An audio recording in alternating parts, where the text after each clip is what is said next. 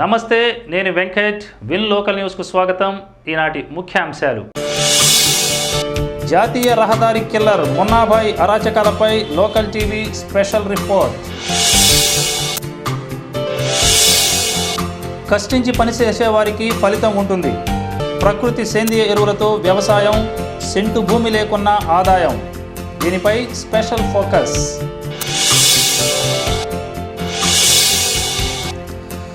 వివిధ ధర్నాలతో దద్దరిల్లిన కలెక్టరేటు, పలు సమస్యలు పరిష్కరించాలని డిమాండ్. జాతీయ రహదారిపై నిశ్శబ్ద మారణకాండ సృష్టించిన కేసులో నిందితుడు మున్నా నేర సామ్రాజ్యంపై దృష్టి సారించిన పోలీసులకు అంతుబట్టని అనేక కోణాలు వెలుగు చూస్తున్నాయి. ఒక ధ్వని కోసం వెతికితే ఇంకొకటి ఇలా ఏ క్షణంలో ఏ విషయం వెలుగు చూస్తుందోనని ఉద్విగ్నంగా ఎదురు చూస్తున్న తీరుపై విన్ లోకల్ టీవీ ప్రత్యేక కథనం. మున్నాభాయ్ ఆలియాస్ అబ్దుల్ సయ్యద్ ఒక ఆర్ఎంపీ డాక్టర్గా పనిచేశాడు. సులభంగా డబ్బు సంపాదించాలని అనుకుని 2002లో కనిగిరి పోలీస్ స్టేషన్ పరిధిలో ఇద్దరిని చంపాడు.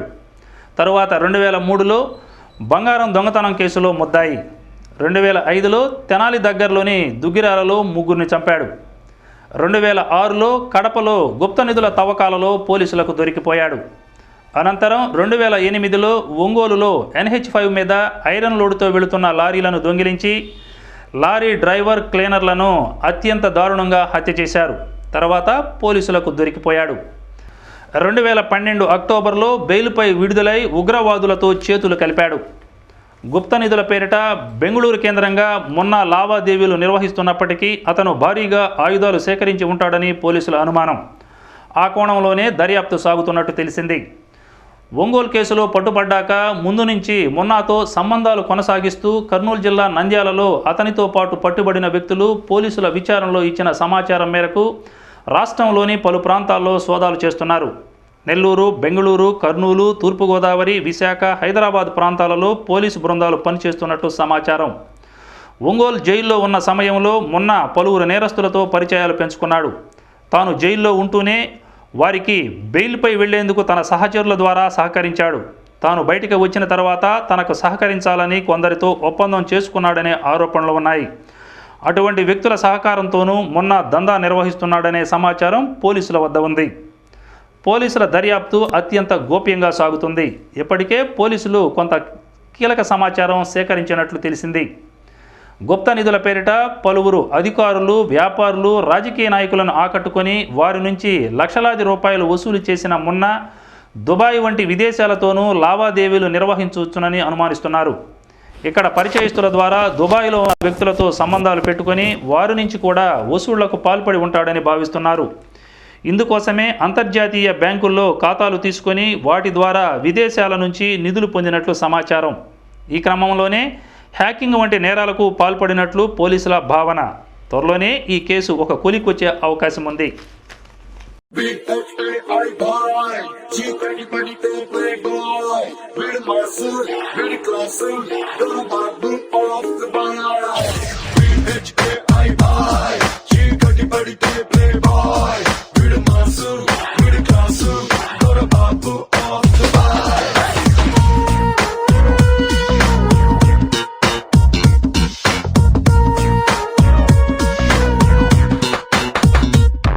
అటు గన్స్ ఇటు గర్ల్స్ మన కింగ్డమ్ డమ్ మనదే, వైలెన్స్ రొమాన్స్ 2 in 1 ఫన్ మనదే.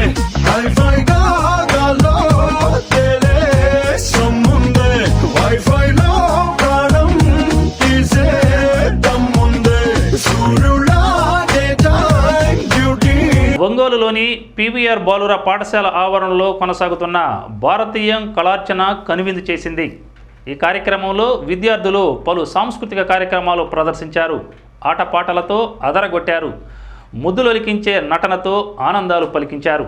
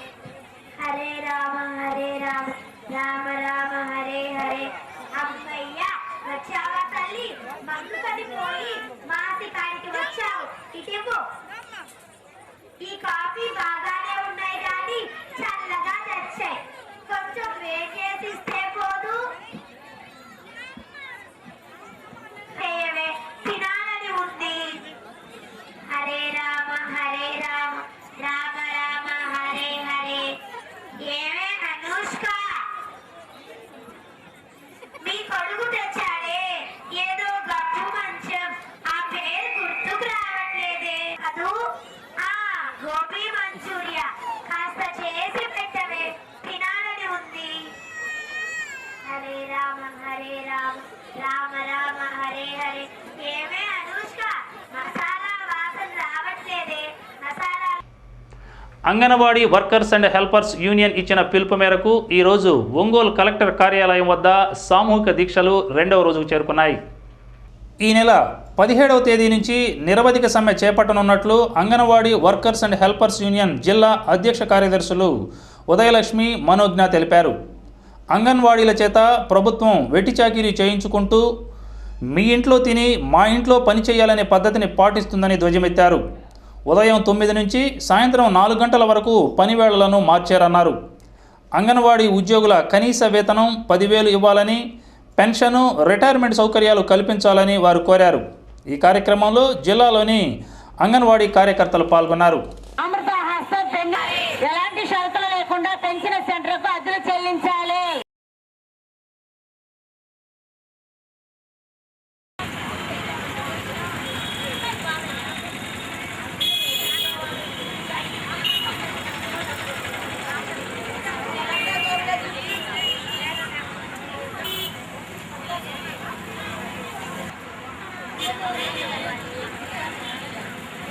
పాత్రలు ఏమి ఇవ్వలేదు, మమ్మల్ని చాలా రకాలుగా ఇబ్బంది పెడుతున్నారు. బుక్స్ రాయటానికి కానీ అన్నిటికీ సౌకర్యాలు బాగా అన్నీ ఇస్తున్నారు, కానీ సరిగ్గా కొంచెం బాధలు పెడుతున్నారు మమ్మల్ని, అంగన్వాడీ వాళ్ళని.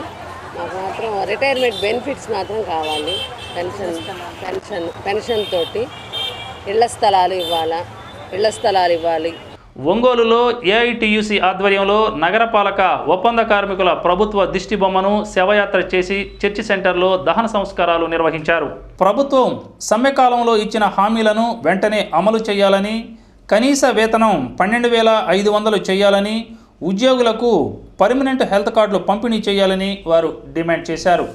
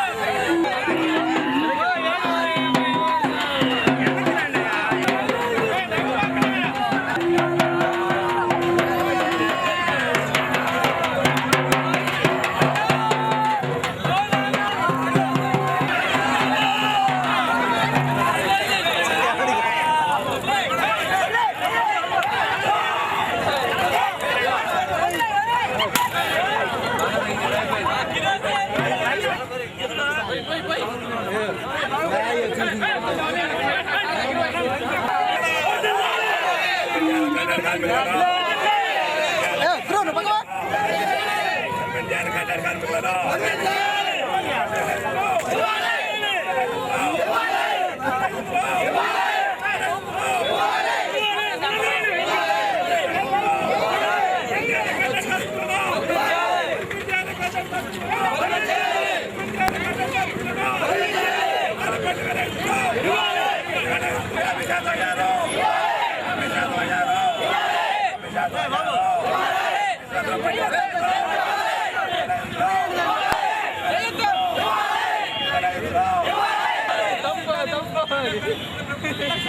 కాంట్రాక్ట్ కార్మికులకి న్యాయం చేయలేని పరిస్థితుల్లో ఈరోజు ఆందోళన ఉధృతం చేస్తూ ఉన్నాం.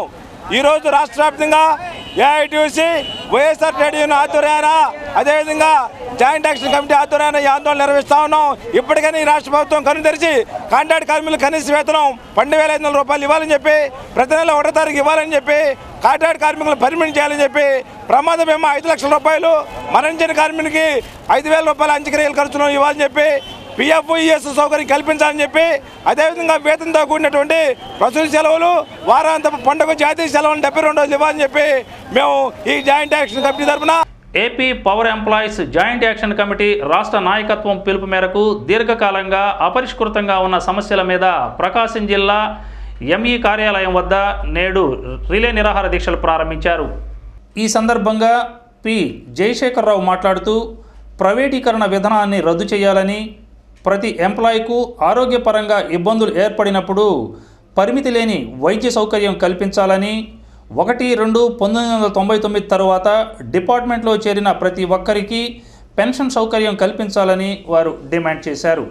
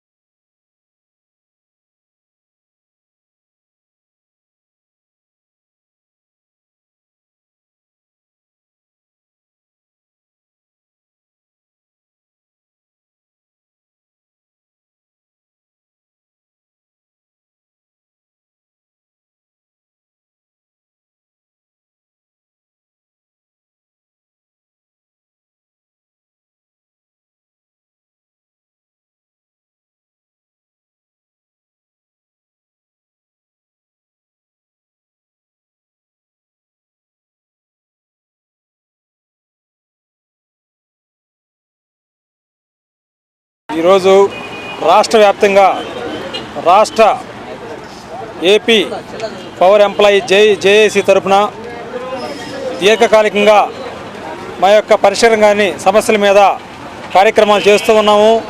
వాస్తవంగా మేము గత 10 రోజుల నుంచి కార్యక్రమాలు చేస్తూ 18వ తేదీన డైరెక్ట్ యాక్షన్కి వెళ్తానికి నిర్ణయం తీసుకోవడం జరిగింది. కానీ మా యొక్క సమస్యలు పరిశీలించడంలో మేనేజ్మెంట్ కానివ్వండి, మరి ప్రభుత్వం కానివ్వండి చూసి చూడనట్టుగా వ్యవహరిస్తూ ఉంది. దీన్ని మేము తీవ్రంగా వ్యతిరేకిస్తూ ఉన్నాం. ఈరోజు గత 15 సంవత్సరాలుగా డిపార్ట్మెంట్ నమ్ముకొని కాంట్రాక్ట్ లేబర్ పనిచేస్తూ ఉన్నారు. వాళ్ళందరినీ కూడా రెగ్యులర్ చేయాలని చెప్పని మేము ప్రధాన డిమాండ్ మేనేజ్మెంట్కి తెలియజేసి ఉన్నాం.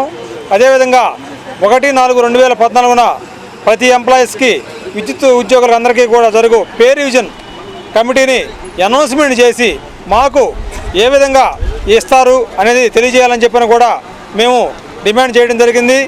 అదేవిధంగా ప్రైవేటైజేషన్ విధానాన్ని రద్దు చేయటం, ఫ్రాంచైజీస్ విధానాన్ని కూడా రద్దు చేయాలని చెప్పని తెలియజేయటం, కాంట్రాక్ట్ లేబర్ అందరికి కూడా సమాన పనికి సమాన వేతనాన్ని కల్పించాలని చెప్పని కూడా కోరుకోవడం జరిగింది.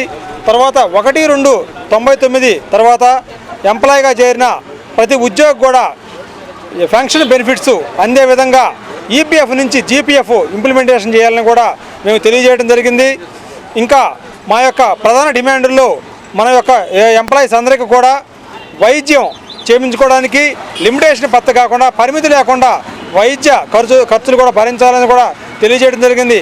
కానీ ఈ సమస్యలన్నింటి మీద కూడా మేము కమిటీ వేయమంటే 3 కమిటీలు వేసి మాకే జుట్లు మూడి చేసే విధంగా మేనేజ్మెంట్ వ్యవహరిస్తూ ఉంది. ముఖ్యంగా ట్రాన్స్కో సిఎండి గారు ఈ యొక్క విషయంలో పూర్తిగా బాధ్యత వహించాల్సి వస్తుంది. అతను చేసే పని వల్ల ఈరోజు ఎలక్ట్రిసిటీ విద్యుత్ ఉద్యోగులంతా కూడా ఎంతో నష్టపోవాల్సి వస్తుంది. కాబట్టి దీన్ని మేము తీవ్రంగా వ్యతిరేకిస్తూ ఈ యొక్క 18వ తేదీన నిరవధిక సమ్మెకి వెళ్తామని చెప్పడం జరిగింది. కానీ ఈ యొక్క నిరవధిక సమ్మెకి వెళ్తున్నాము. దానిలో భాగంగా ఈరోజు రేపు రిలే నిరాహార దీక్షలు రాష్ట్ర వ్యాప్తంగా చేస్తూ ఉన్నాం. కాబట్టి దీనికి ప్రజలు కూడా పెద్ద మనసుతో సహకరించి మా సమస్యలు పరిష్కరించడానికి కూడా వారు కూడా తోడ్పడాలని చెప్పని కోరుకుంటున్నాం. ఒంగోలులోని పొగాకు బోర్డు కార్యాలయంలో బోర్డు చైర్మన్ గోపాల్ విలేకరుల సమావేశం నిర్వహించారు. ఈ కార్యక్రమంలో రీజనల్ మేనేజర్ భాస్కర్ రెడ్డి, సుబ్బారావు అధికారులు పాల్గొన్నారు. ఈ సమావేశంలో బోర్డు చైర్మన్ గోపాల్ మాట్లాడుతూ ఈ నెల 17వ తేదీ నుంచి వేలం కేంద్రాలు ప్రారంభమవుతాయని ఆయన తెలియజేశారు. ఆ తరువాత ఆయన వేలం కేంద్రాల అధికారులు సిబ్బందితో సమావేశమై పలు అంశాలను చర్చించారు.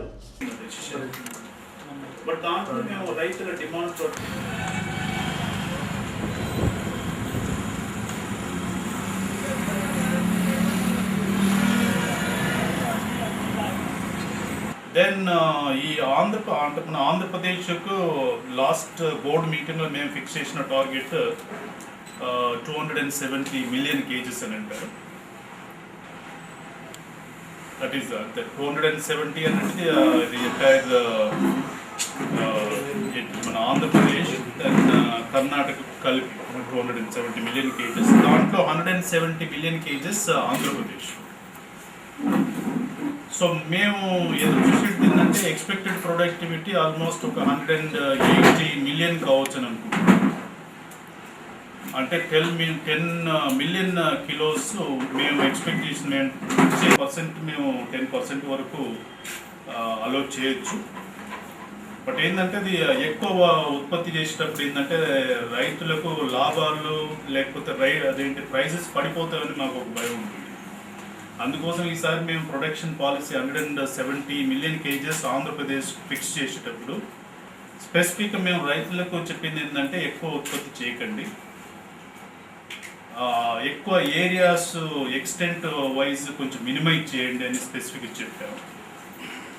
బట్ చెప్పిన తర్వాత కూడా ఏంటంటే మోస్ట్ ప్రాబ్లీ ఐ థింక్ వేరే క్రాప్స్కు ఎక్కువ డిమాండ్ లేదు, రెమ్యునరేటివ్ ప్రైజెస్ లేదని, మెయిన్లీ బెంగాల్ గ్రామ్కు రెమ్యునరేటివ్ ప్రైజెస్ లేదని ఈ ఏరియా రైతులు చెప్పారు. సో ఐ థింక్ కొన్ని ఏరియాల్లో టొబాకోకి ఈసారి చాలా ఎక్కువ ఇంపార్టెన్స్ ఇచ్చినట్టు కనిపిస్తుంది. సో ఇప్పుడు 180 ఎక్స్పెక్టెడ్ మిలియన్ కేజెస్ని మేము మార్కెట్లోకి తీసుకెళ్ళి దానికి కరెక్ట్గా రెమ్యునరేటివ్ ప్రైజెస్ని వచ్చే విధంగా చేయటం అనేది బోర్డు ప్రైమరీ రెస్పాన్సిబిలిటీ. సో దీంట్లో ఆల్రెడీ మేము Indian Tobacco Association ITA office బేరర్స్తో, ITA మెంబర్స్తో అండ్ మెజారిటీ బయర్స్ అంటే కేంద్ర ప్రభుత్వ ఉద్యోగుల కాన్ఫెడరేషన్ JCM న్యూఢిల్లీ వారి పిలుపు మేరకు ఈరోజు తపాలా ఉద్యోగుల సమ్మె నిర్వహించారు. తపాలా ఉద్యోగులు మాట్లాడుతూ 7వ వేతన సంఘాన్ని నియమించి GDSలను కూడా వేతన సంఘం పరిధిలోనికి చేర్చి వారిని పూర్తిస్థాయి డిపార్ట్మెంట్ ఉద్యోగులుగా గుర్తించాలని వారు డిమాండ్ చేశారు.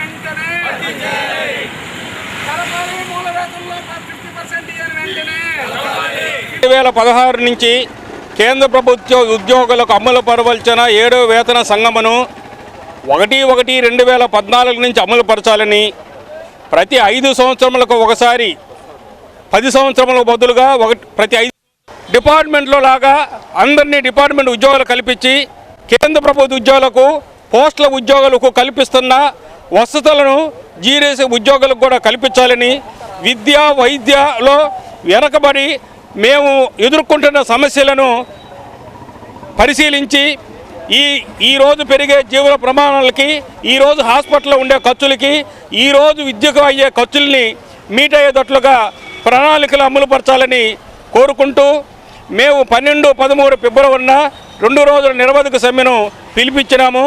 ఇది దేశవ్యాప్తంగా కలుగుతున్న అసౌకర్యాన్ని మేము చింతిస్తూ మాతో పాటు సహకరించి మా జీవన ప్రమాణాలు మెరుగుపరచుటకు మేము చేసే ఈ సమ్మెకు సంఘీభావం తెలపాల్సినదిగా కోరుకుంటూ అమలు జరిపే కార్యక్రమాలు తీసుకోకుండా ప్రధానమంత్రి దగ్గర ఫైల్ని తొక్కిపెట్టుకొని వాళ్ళు పార్లమెంట్లో అనేక రకాలైన ఉపయోగలేని చర్చలు జరిపిస్తూ మా కార్యక్రమం చేస్తున్నారు.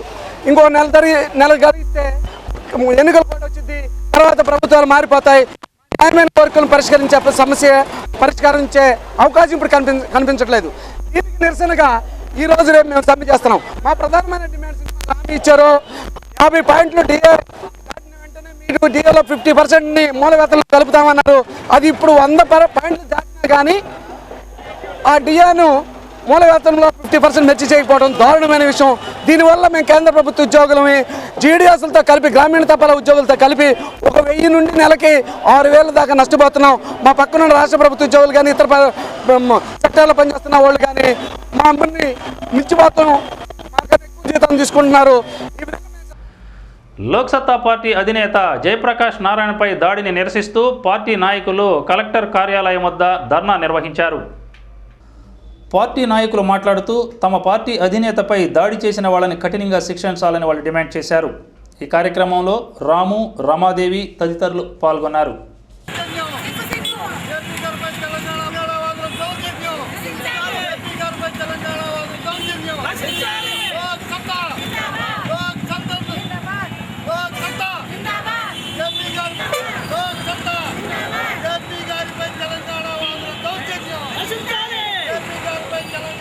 దేశ ప్రయోజనాలే మిన్న అని నమ్మి ఆ సిద్ధాంతాన్ని ఆచరిస్తూ ఒక సంస్థగా కానీ ఒక పార్టీగా కానీ జేపీ గారి ముందు నుంచి కూడా అన్ని ప్రాంతాల ప్రజల హక్కుల్ని పరిరక్షించాలని, వారి ప్రయోజనాల్ని కాపాడాలని కోరుతూ నిర్దిష్టమైన సూచనలు చేశారు. ఈ విషయంలో కూడా రాష్ట్ర విభజన విషయంలో కూడా నిర్దిష్టమైన పరిష్కారాల్ని సూచించారు. కానీ వాటన్నిటినీ కొందరికి నచ్చకపోవచ్చు. కానీ జేపీ గారు ఢిల్లీలో మాట్లాడుతున్నప్పుడు వాళ్ళు మేము లాయర్లమని చెప్పుకునే కొందరు అంటే గూండాల్లాగా ఒక లా అంటే అది ఒక పిల్లర్ లాంటి ప్రజాస్వామ్య వ్యవస్థకే ఒక మూలస్తంభం లాంటి ఒక న్యాయ వ్యవస్థలో ఒక ప్రతినిధులుగా ఉంటూ ఈ లాయర్లు జేపీ గారి మీద దాడి చేయటం అనేది అత్యంత గర్హనీయం, నీచమైన చర్య. దీన్ని ప్రజాస్వామ్యవాదులంతా ఖండించాలి. లోక్సత్తా పార్టీ నాయకులు, కార్యకర్తలు కూడా దీన్ని తీవ్రంగా ఖండిస్తున్నారు. మేము మౌన ప్రదర్శన దాని గురించి దౌర్జన్యం చేసిన ఈ లాయర్లను తీవ్రంగా మేము ఖండిస్తున్నాం. మా జేపీ గారు స్వప్రయోజనాల కంటే కూడా దేశ ప్రగతి బాగుండాలనే కోరిక ఆయనకు ఆకాంక్ష ఎంతో ఉన్నది. న్యాయంతో విడగొట్టుకున్న విభజన చెయ్యాలనే ఆయనకి అభిమానం ఉన్నా కానీ తెలంగాణ లాయర్లు మాత్రం ఈయన జేపీపై చేసినటువంటి ఒంగోలు బాపూజీ కాంప్లెక్స్లో నమో టీ స్టాల్ను బీజేపీ నాయకులు బత్తిన నరసింహారావు ప్రారంభించి మొదటి టీ ఆయన విక్రయించారు. బత్తిన నరసింహారావు మాట్లాడుతూ మోడీని ప్రధానిని చేయాలని, నియోజకవర్గంలోని కార్యకర్తలందరూ ఇంటింటికి తిరిగి ఓటు నోటు కార్యక్రమాన్ని విజయవంతం చేయాలని విజ్ఞప్తి చేశారు.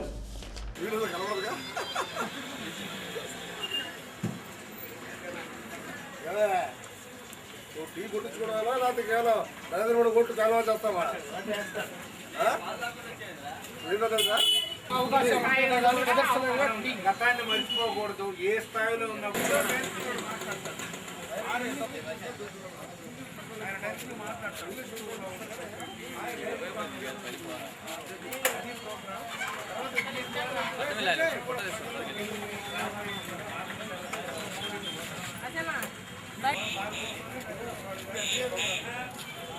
టీ అమ్ముకునేవాడు దేశ ప్రధాని అవుతాడా అని చాలా ఎద్దేవగా మాట్లాడాడు. కానీ కాంగ్రెస్ వాళ్ళగా పెట్టి పుట్టిన వాళ్ళు వంశపారంపర్యంగా ప్రధానమంత్రులు అయ్యేటువంటి పద్ధతి భారతీయ జనతా పార్టీ లేదు.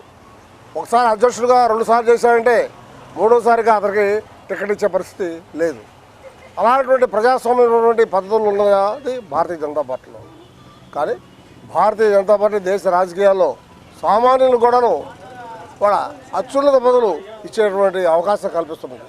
దానికే నరేంద్ర మోడీ గారు వారి తండ్రి టీ స్టాల్ నడిపినా, ఆయన రైల్వే స్టేషన్లో బయటకు టికెట్లతోటి టీ అమ్మినప్పుడు కూడాను, తర్వాత అత్యున్నతం చదువుకొని వాళ్ళ మరి గుజరాత్ ముఖ్యమంత్రిగా ఎదిగి గుజరాత్లో అభివృద్ధి కార్యక్రమాలే వాళ్ళ మన దేశంలో కాదు ప్రపంచంలో ఒక నమూనాగా తయారైంది. అన్ని రంగాల్లో కూడా వ్యాపార రంగాల్లో కానివ్వండి, ఇండస్ట్రీలో కానివ్వండి, డెవలప్మెంట్లో కానివ్వండి, ఇవాళ అన్ని విధాలు కూడాను అటు అర్బన్ ఏరియాకి రూరల్ ఏరియాకి కూడాను చాలా ప్రముఖంగా డెవలప్మెంట్ జరిగింది. దాని నమూనాతో భారతదేశం అంతా ఇవాళ నరేంద్ర మోడీ ఫీవర్, నరేంద్ర మోడీ వస్తేనే కానీ ఈ దేశం బాగుపడదు. ఈ అవినీతి నుంచి బయటపడాలంటే నరేంద్ర మోడీ గారి యొక్క ప్రధానమంత్రిగా రావాలని దేశ ప్రజలందరూ మనం చెప్పకుండానే కాటేస్తున్నారు. ప్రాంతం లేదు కదా అని చెప్పి నేను అనుకున్నాను. అందువల్ల ఈ నినాదంతో అట్లా పట్టణ ప్రాంతాల్లోనూ పల్లె ప్రాంతాల్లో పోతూ ఇవాళ టీ అంగళ్ళలో నిర్దేశించుకొని ఇవాళ ఈ కార్యక్రమం చేపట్టాం. ప్రతి ఊళ్ళో కూడా ఇద్దరితోటి నరేంద్ర మోడీ గారే డైరెక్ట్గా మాట్లాడేటువంటి పరిస్థితి కూడా వాళ్ళు ఏర్పడింది. వాళ్ళతోటి మున్సిపల్ ఒప్పంద పారిశుద్ధ్య కార్మికుల సమస్యను పరిష్కరించాలని కోరుతూ సిఐటియు ఆధ్వర్యంలో కలెక్టరేట్ ముట్టడి కార్యక్రమాన్ని నిర్వహించారు. వెంటనే పోలీసులు రంగప్రవేశం చేసి నాయకులను అరెస్ట్ చేశారు. ప్రభుత్వం తమ సమ్మెకాలంలో ఇచ్చిన హామీలను తక్షణం అమలు చేయాలని కోరారు. కనీస వేతనం 12,500 రూపాయలు, దానిపై డిఏ చెల్లించాలని వారు డిమాండ్ చేశారు. ఈరోజు కలెక్టరేట్ను ముట్టడించడంతో పోలీసులు నాయకులను, ఉద్యోగులను అరెస్ట్ చేశారు. ఈ కార్యక్రమంలో వెంకట్రావు, శ్రీనివాసరావు తదితరులు పాల్గొన్నారు.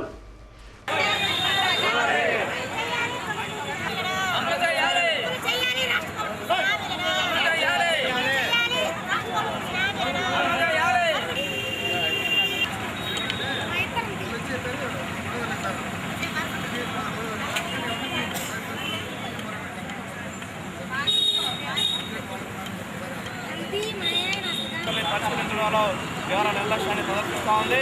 నిర్లక్ష్యాన్ని ప్రదర్శించడమే కాదు, కార్మికుల యొక్క న్యాయమైన డిమాండ్ కోసం జరుగుతున్న ఆందోళనని కార్మిక నేతలు చిత్రీకరించి మాట్లాడడం సరైనది కాదని చెప్పి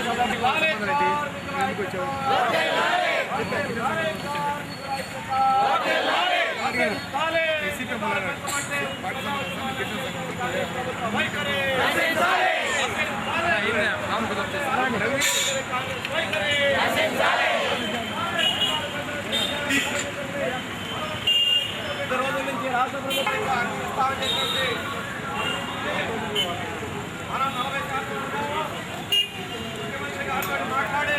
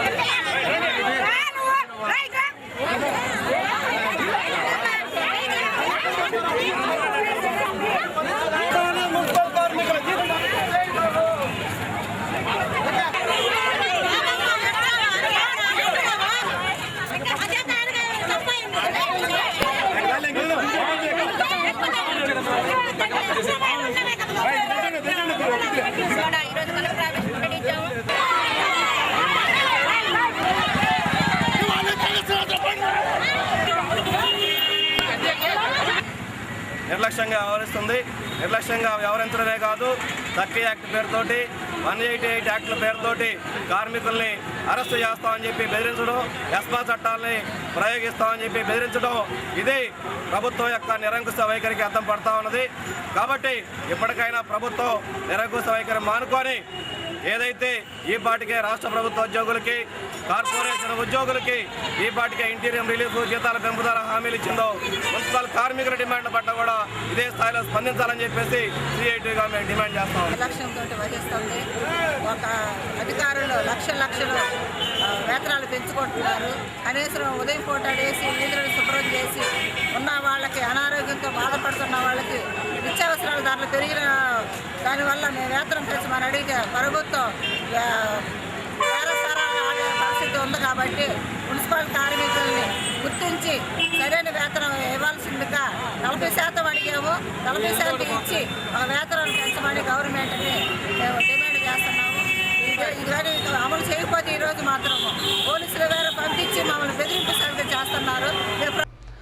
వ్యవసాయంలో అద్భుతం సృష్టించవచ్చని నిరూపిస్తున్నాడు ప్రకాశం జిల్లా మదిపాడు మండలం దొడ్డవరపాడు గ్రామానికి చెందిన గోవర్ధన్.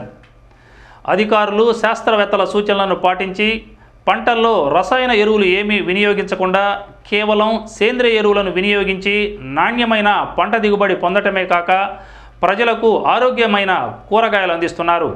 భార్య అనూష తోడ్పాటుతో సేంద్రియ ఎరువుల్లో ఆదాయం పొందుతున్నాడు. పాడిబండ్ల గోవర్ధన్ రావుది పేద కుటుంబం.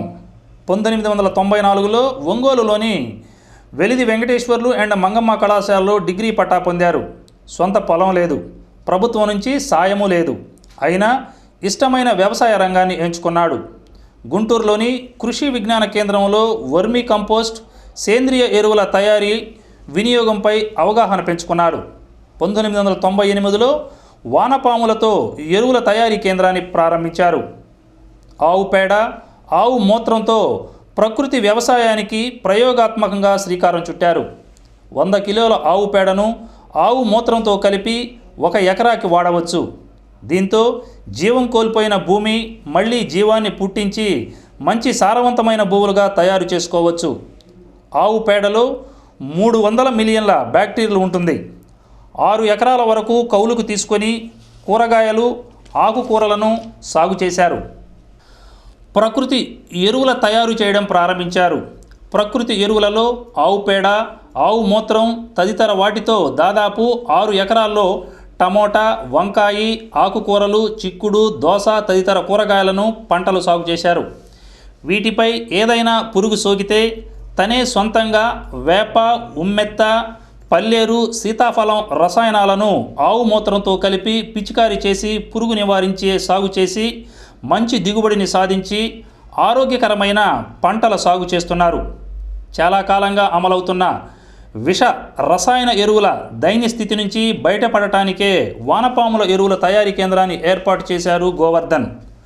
1998లో వానపాముల ఎరువుల కేంద్రాన్ని, 2002లో జీవనాధార అనే సంస్థను గత 4 సంవత్సరాలుగా ప్రకృతి వ్యవసాయాన్ని నిర్వహిస్తున్నారు. 12 సంవత్సరాల పాటు లాభ నష్టాల గురించి ఆలోచించకుండా తనతో పాటు తన చుట్టూ ఉన్న రైతులకు సేంద్రియ, వానపాముల ఎరువు, ప్రకృతి ఎరువుల వాడకం గురించి అవగాహన కల్పిస్తున్నారు.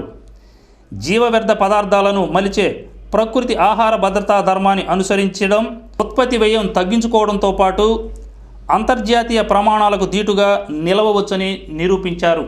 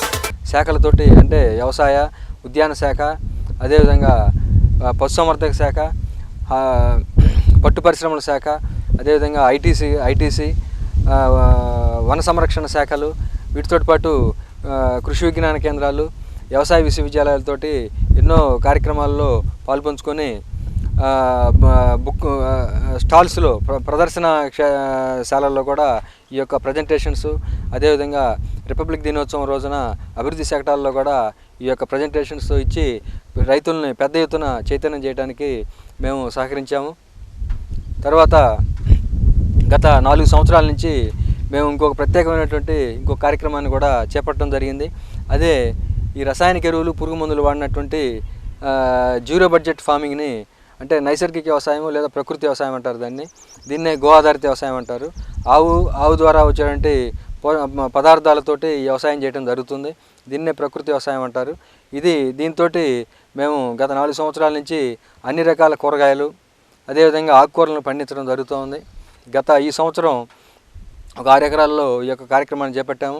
సెప్టెంబర్లో వేసినటువంటి 2 ఎకరాలలో దాదాపు 25 రకాల ఆకుకూరలు, కూరగాయలతో పాటు ఈ పప్పు జాతి ధాన్యాలను కూడా మేము పండించడం జరిగింది.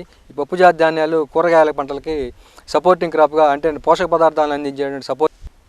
తర్వాత ఈ యొక్క ప్రయాణంలో చాలా ఒడిదుడుకులు ఉన్నాయి మాకు ఇక్కడ మనం లీజు సైట్లో మేము అప్పుడు 2003లో పెద్దల యొక్క సమక్షంలో ఓవరాల్ అగ్రిమెంట్స్ తోటి మేము ఇక్కడ ఎస్టాబ్లిష్ చేయడం జరిగింది.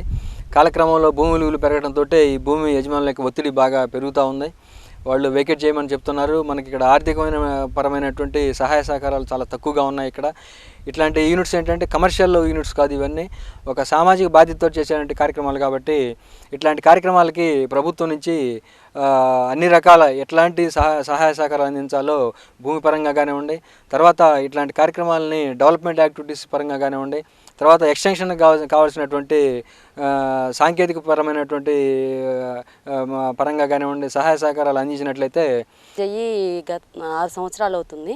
ఈ 6 సంవత్సరాల్లో నేను కూడా దీంట్లో భాగంగా వర్మీ కంపోస్టు, ప్రకృతి వ్యవసాయం మీద ఆసక్తితో నేను ఆయనకి సహాయ సహకారాలు నా వంతుగా నేను కృషి చేస్తూ ఉన్నాను.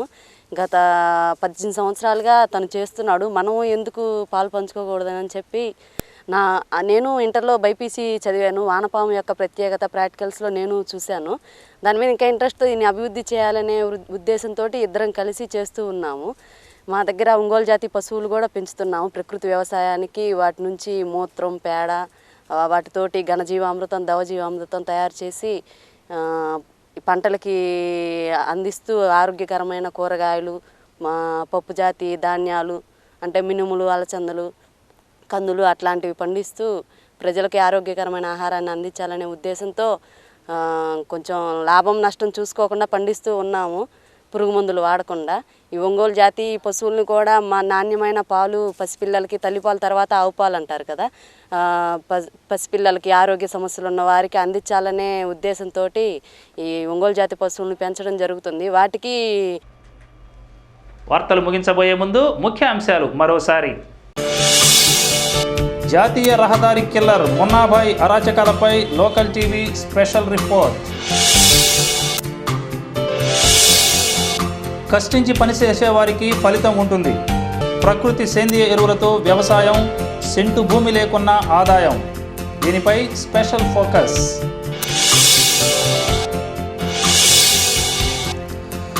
వివిధ ధర్నాలతో దద్దరిల్లిన కలెక్టరేటు, పలు సమస్యలు పరిష్కరించాలని డిమాండ్. ఈ వార్తలు ఇంతటితో సమాప్తం. నమస్కారం.